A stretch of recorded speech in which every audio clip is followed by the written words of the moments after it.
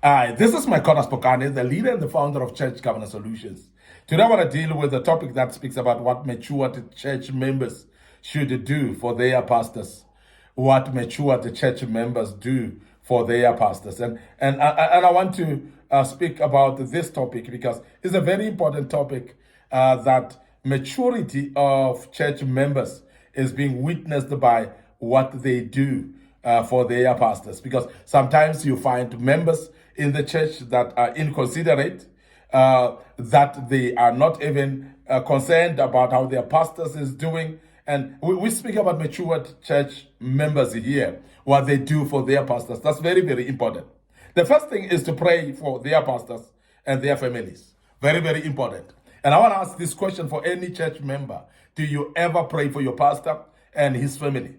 And how often do you do that? And I want to emphasize that it is very important to pray for our pastors, to pray for their members of their families, to pray for their upkeeping as well, protection, to pray for the success of what they touch and do, to pray for their children to succeed as well, to pray for divine health upon their lives. Very, very important. And this is very, very key that we put it as a prayer item in our own prayers in our homes. And I know some of us are having prayer meetings in our own homes. And as you pray in your home, let this be a permanent feature of prayer items that you pray for your family, for the family of the pastor. You pray for the pastor himself or herself. And this is very, very important that you do pray for your pastor because they need your prayers. And sometimes they spend more time praying for you. They spend more time praying for the church and the progress of the church, and they hardly pray for themselves. And this is really a load of us. It's actually a burden for us as church members to pray for our pastors. Very, very key that we do that. Secondly, you need to avoid overworking the pastor by relieving them from most responsibilities.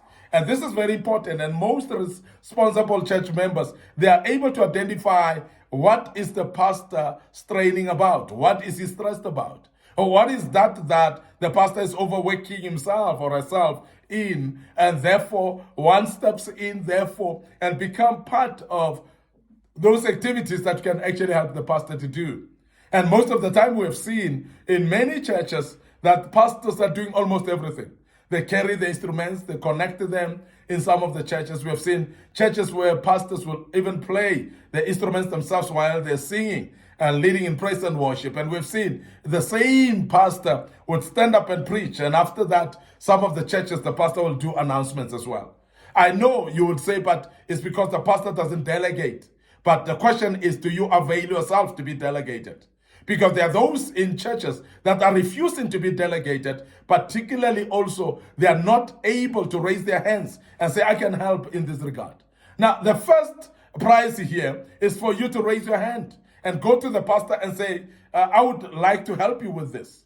Or else ask the pastor, what can I help you with? And that's very important that you do so. Because that's the only time that the pastor will see maybe the necessity of allocating or delegating you with some chores. Because sometimes it's difficult, as I've said earlier, that members of churches are volunteers. They're not being paid actually to be members of churches. So therefore, because you are a volunteer, you need to actually volunteer as well to work. And make sure that you are making the pastor aware that you can volunteer in every area of your life or specific areas. So please raise your hand about them and volunteer there so that you can be able to help the pastor. So this is very important. And we emphasize in this because I know that many of us are actually sitting back and say, but I'm waiting for the pastor to delegate me. I'm waiting for the pastor to tell me what to help with.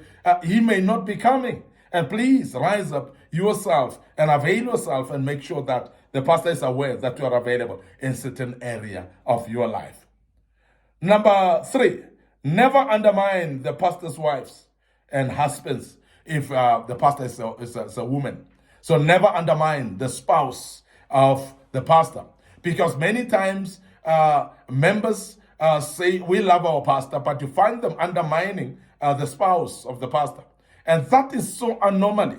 It's a serious anomaly. It's actually so abnormal to do so because when you say you love your pastor, you must love him or her with all the people around him. You must love him or her together with his or family or her family. This is very important because you cannot say, I love the pastor, but you hate the pastor's wife. You can not say, I love the pastor, but I hate the pastor's husband. So all that is problematic because if you love the pastor, you hate the pastor's children, then there's a big problem there as well because you're trying to divide them as a family. And therefore, it is not possible that you would love the pastor and hate the pastor's wife. And that's something that we need to take cognizance of. And we want to emphasize that never undermine the spouse of the pastor because that is something that mature church members should do for their pastors. The other thing is you need to support the pastor's children and ensure their well-being as well. Because sometimes we zoom into the pastor as an individual. We forget that the pastor's got children as well. And some of us are able to can help the pastor's children, and therefore we ignore it because we are more glutted with focusing on the pastor himself or herself, and while the pastor's children can be taken care of by some of us in the church. So I want to open the eyes of church members and say, please, open your eyes towards the pastor's children as well, because it might be that it is an area where God wants you to assist the pastor through, so that you can be able to actually lend them a helping hand in their family. Some of the help could be that you buy the pastor's children clothing. It might be that you want to buy them school uniform. It might be that you want to pay their school fees as well. That's actually going to help the pastor that way as well. But we want to emphasize that let's open our eyes as church members and assist also the pastor's children as well, not only the pastor. This is very, very important for us to look at that as very key. The other thing that I would love to mention is we need to ensure the pastor has transportation to attend to the needs of the members. Now, this is very important that either than transporting the pastor maybe with a dedicated driver, somebody who could actually offer themselves and say, I can drive you, pastor, I can take you to different places, I can take you when you're going to minister somewhere, which is very key. But you can go further to basically buy the pastor a car. There's nothing wrong about that. And if the pastor can drive, so please buy him a car. And if he cannot drive, maybe the wife can drive, maybe the family member can drive, or maybe we can hire the driver after buying a car to drive the pastor as well. So all those options as church governance solutions, we are actually suggesting them because it's very important that church members or congregants start opening their eyes towards things like that, because sometimes our blessings are actually tied to how do we take care of our pastor. So the less we take care of our pastor, the more we close actually the doors for our blessings as well. And I want to emphasize that because some of our blessings are actually tied to how caring are we towards our pastors as well. That's very, very important that we mention that. Now, the other thing is you never be a cause for strife in or divisions in the church. And that's one thing that members should do for their pastors, that you are not part of the strife that happens in the church. You are not the divider. You are not somebody who divides people. You are not somebody who is actually breaking people from unity and disunifying people. And this is very important that we emphasize that, because there are those people that are so much addicted to dividing others, that are so much addicted to discouraging people in the church, sowing seeds of strife and hatred sometimes. And I want to emphasize that don't be part of that. Don't you be found to be somebody who's instigating in the church, because that will be destroying the church itself. And if you want to make your pastor happy and smile, if you want to do for your pastor something good, and that is that you make sure that you're not mentioned among people that divide the church. Instead, you are a church builder. Please make sure that you build the church. The other point is ensure punctuality in all programs and activities of the church. Pastors would love to see you coming early for church services. They would love to see you coming early for prayer meetings, and also making sure that you commit to attend to those meetings. And you don't come by shifts and come when you like, and when you don't like, you don't come. Because we have seen people that come actually conveniently so. They will come only in the days that they're feeling good about going to church or going to the prayer meetings. But when we speak about commitment, we speak about you being committed by all means. You are attending, you've committed to attend in a calm rain weather, and we're still going. Come windy days, we are there attending. Come times of difficulties, we are there all the time. And committed people are like that, and you need to be like that in order to do something great for your pastor. So we are emphasizing that is ensuring punctuality, very, very important as well.